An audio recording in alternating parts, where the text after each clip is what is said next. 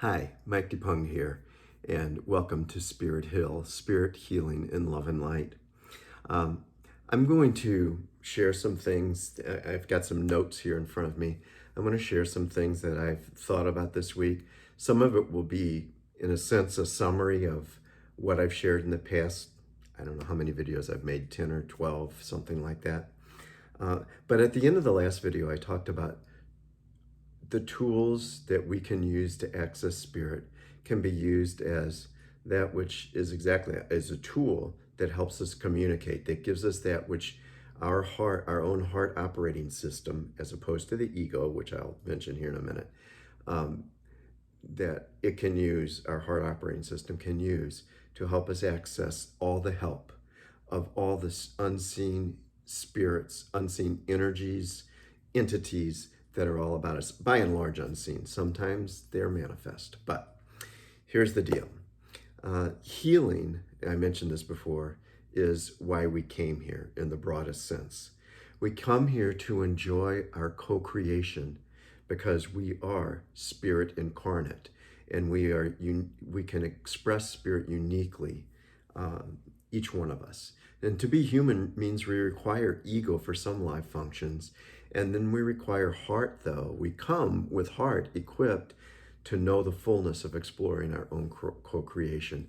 This is a beautiful thing. And that's why some people say, and I agree, that we come here to be happy. We come here to be happy because we rejoice in all of this beauty and the complexity. And yet it's the complexity of how it all fits together and works together. And that's beautiful complexity. But then there's a simplicity too, just that of the inner child being filled with wonder and awe and just delighting in all the discoveries day by day. So in order to know this fullness of all this 3D world, we heal by reconciling, partly by reconciling ego and heart, these polarities, ego necessary for physical existence, heart the main reason we came here, but we have to at some point awaken that. We've got to toggle to that heart operating system switch, and we've got to, if we want to know fullness and significance, if we want to fulfill why we came here, what we set as purpose to just experience, then we reconcile ego and heart energies, and we recognize when ego is operating and when it's necessary, and we recognize when we say, I choose heart, and I engage that to look at life, to process, to respond to what's going on. We also came here to heal. Part of the healing is experiencing challenges because it's part of the creation. And it's to come up with innovations to meet challenges, creativity, and to feel joy, all these things that feel good and right to a balanced soul, to a soul that is working towards healing. Now, awakening to the knowledge and the essence of self, that heart self, that I have a highest self and a heart operating system, begins when we recognize that, it begins healing in a conscious way. Realizing I am, as you are, spirit incarnate, brings me greater realizations that unseen energies of the same spirit essence are all around us. They're all around me, and I speak to them. I learn them, and I've come to know them, and it's taken over the course of several years, but I keep learning more all the time, and experiencing more. And I enjoy this that I call, I don't care what kind of connotation the word carries, but I enjoy this fellowship, this sharing, this communing back and forth. And the spirits are there, they're waiting, they want to help us in whatever we see our needs are. But you'll see very few needs unless you access that heart. And so I progress in healing and love and light, loving through my own limitations, disgusts, my own ugliness at times, and those of others, and shining light that often makes me flinch and squint until I acclimate. And my true eye, a light, can accept what is. And it's a light that exposes as well as glows and warms and shows the way. So this brings me to this idea that I was given, that I saw it like, okay, I've been thinking about some things this week. What is it? What is an organizing principle? And I do need organizing thoughts, something to focus on. And so what it was is this whole idea of magic and miracles. They are part of our healing. Many get caught up in the sense of magic as doing a trick that seems impossible to most. It's so much more. True magic may very well manipulate the laws of nature and physics, and it can produce a visible display, movement of clouds or an object or something. That kind of stuff doesn't interest me too much.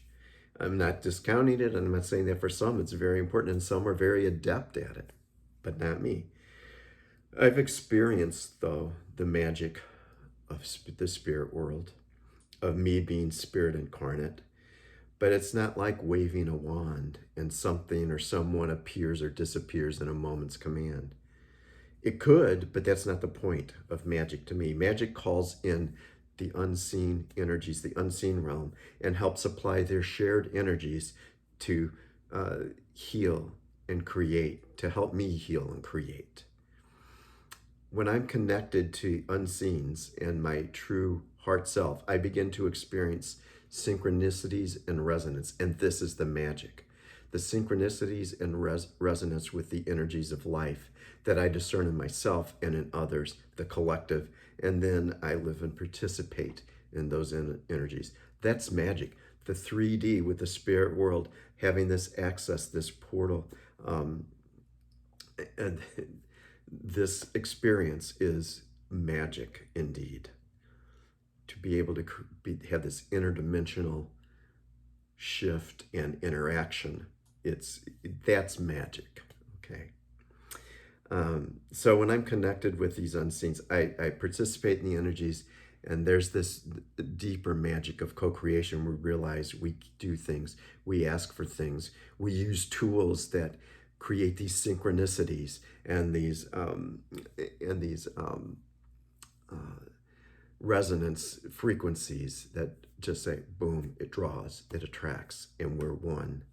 When my intuition leads me to an idea, I ask the spirits for help to use it for my own healing first, and then as well as give others something that may tune them in to themselves. Magic then is a tool that connects me to unseens, and it really helps me use and work in the flow of the universe.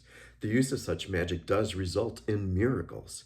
Miracles produce joy, wonder, and awe, amongst many other things. They seem and are supernatural in a way to those who do not know themselves, which is spirit, which is the very fabric of all that is. Now, I want to talk to you about magic. Last night, I asked the unseens for help in focusing, which is a challenge for me.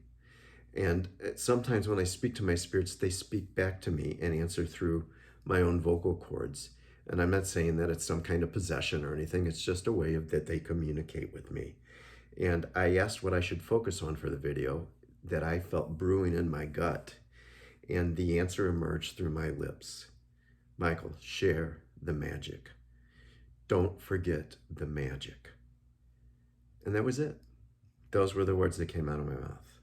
And I thought about magic and worked through the ideas above that I shared, kind of a recap of things. And last night, before I shut my journal, a distinct, instantaneous prompt came from my intuition, and just wrote these words down. And it's beautiful to me, as though to breathe were life. As though to breathe were life. Now, if you're a lit teacher or a lit lover, you will know that that's from a very specific poem that I'm going to share in a few minutes here. But then, the next morning, I drew a card. This morning, I drew a card from the Mystical Shaman Oracle deck. It seemed nothing wanted to come out, so I re-asked to have a card that might grant me focus. Yes, it was this card that poked me in my palm very distinctly 2 times. You've seen her before from the Mystical Shaman Oracle deck. Magic 33, and I talked about that. But this innocence of a child, but a knowing child, a child who sees, a child who is connected to this spirit realm, what is true magic. Again, this interdimensional connection between us being spirit incarnate, being the flesh here, and the spirit world there, and that there's spirits all about here expressing the Great Spirit. And so this card came out. What does this have to do with all I've shared here? Well, I want to read a little bit to you.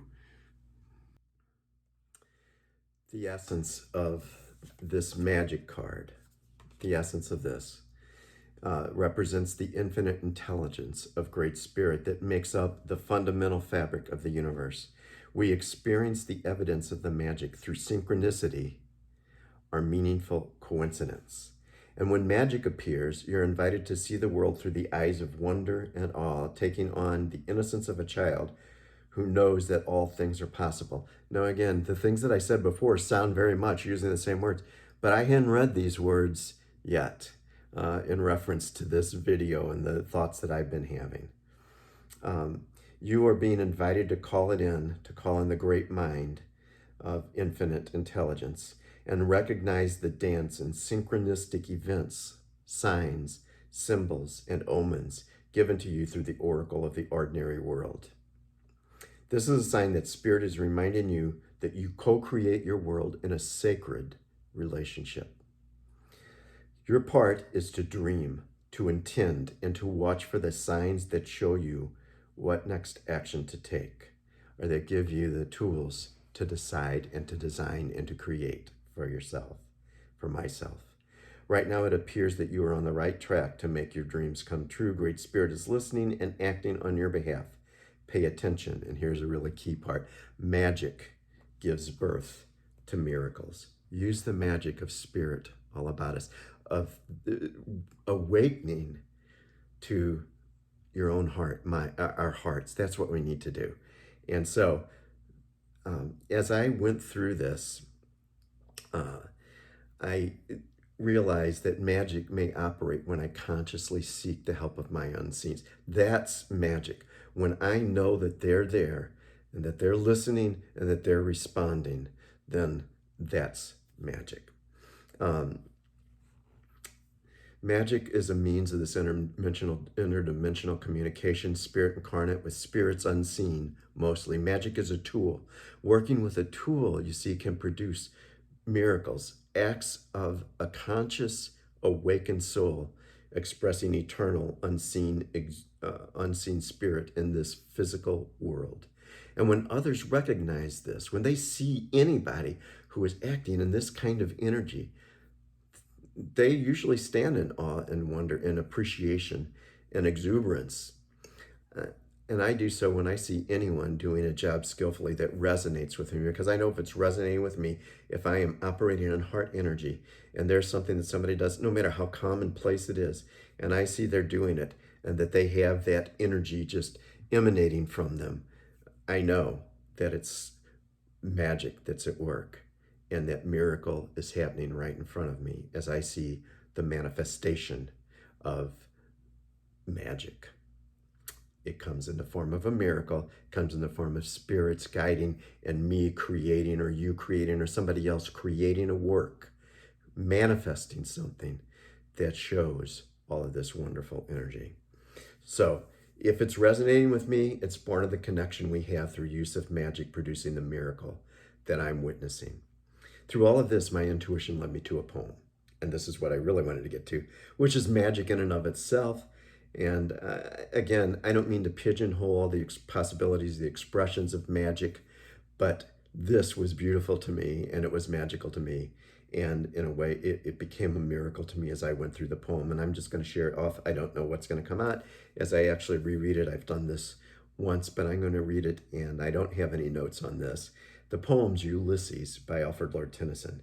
He wrote this from his heart to my heart, for the resonance is powerful. And I want to share this with you now. If you'll let me, I hope you'll stick around and listen to it. And here is the poem. And I'm going to leave out a chunk of it, but I'll explain that. The poem is Ulysses. You know, Ulysses is another name for Odysseus. If you've ever read that in your high school classes, or maybe even in college, you'll know that Odysseus was the king of Ithaca, and he was called away to fight with the Greeks against the Trojans in the Trojan War. He did that for 10 years. Then it took him 10 years to get back home, and that's what Odysseus, the story of Odysseus, is about.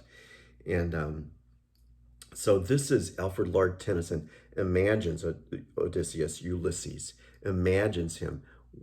Where was he at? What went on afterwards?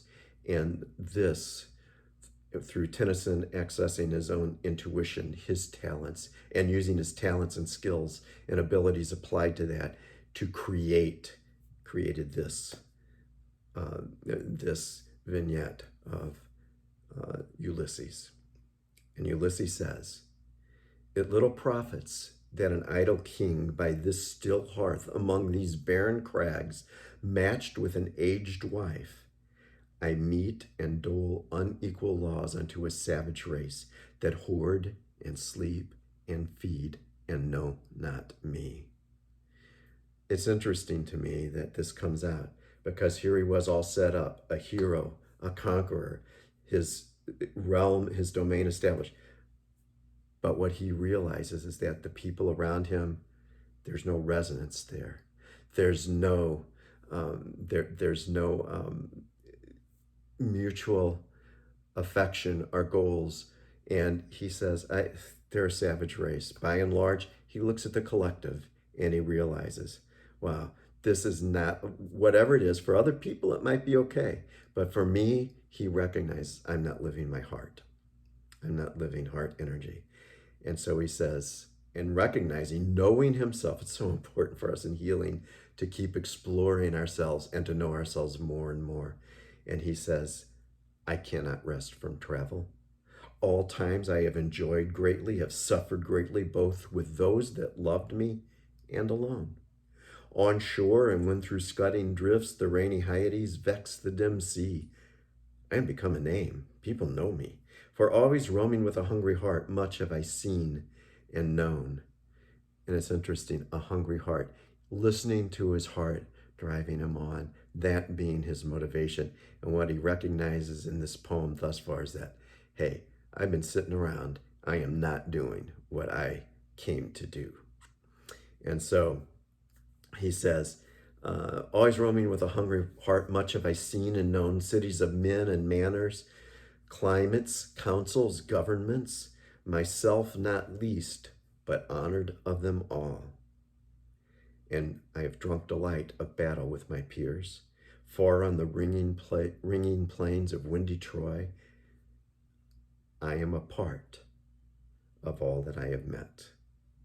See, when we live heart energy, when we recognize that we are spirit incarnate, when we engage in that supernatural, that magic interaction with others who are in that same energy, maybe not even everybody others, but when we are living heart, we are imbuing self, spirit to spirit, whether others recognize it or not. We are imbuing self, spirit self into them. I am a part of all that I have met. And that's what I enjoy. That's what I do. And people who I see, artists and of various sorts and various disciplines and genres, the ones who work in heart energy, that's the record they leave. Their work impacts and manifests to others that magic has been operative. And so Ulysses says, hey, I was living my heart. Now, it might have not been kind of heart stuff that a lot of people think of, but he says, I am a part of all that I have met. Yet all experience is an arch wherethrough gleams that untraveled world whose margin fades forever and ever when I move. And he says, I kind of know I'm on the right path when you don't ever reach it. It's never over. It just keeps, there's more wonder and more wonder to discover and discover and discover, and we just keep going. That's how I know that we're working in the flow of the universe, when we keep seeing beautiful things and we keep working magic and creating miracles and realize, oh, there's more over the horizon. How dull it is to pause, to make an end, to rest unburnished, not to shine in use. It's like, man, I'm not living my heart energy. I'm not living my purpose. I'm not connecting with spirit. I'm not engaged the way I want to be in this life that I am a co-creator of. And here are the words that came to me last night. As though to breathe were life. He looks at the people around him and he sees they're just breathing. And all the stuff to attain, to attain, to attain, to get, to get, to get. And then you think, I'm settled. And then how many people do you know that like great talents that have committed suicide because they were so unhappy? I don't need, none of us need the stuff. Nothing wrong with stuff that comes because we all have to have some stuff because we're physical human beings. But if stuff is the end, is the purpose, then that's not life. And that's what Ulysses says here, as though to breathe were life. Just existing, it's like Henry David Thoreau, that the mass of men lead lives of quiet desperation. Resignation is desperation confirmed, just breathing, just existing, and hoping somewhere that I can get some more and it will make me feel better. No. He says that's not life. Life piled on life were all too little, and of one to me little remains, but every hour is saved from that eternal silence, something more, a bringer of new things. And violet were for some 3 suns to store and hoard myself.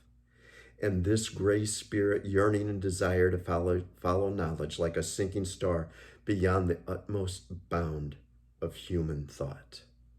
It's like, yeah, this is my big picture. Don't know what you all see, but this is my big picture. And I've wasted 3 years. I need to re-engage in living my heart energy and my heart. That's healing.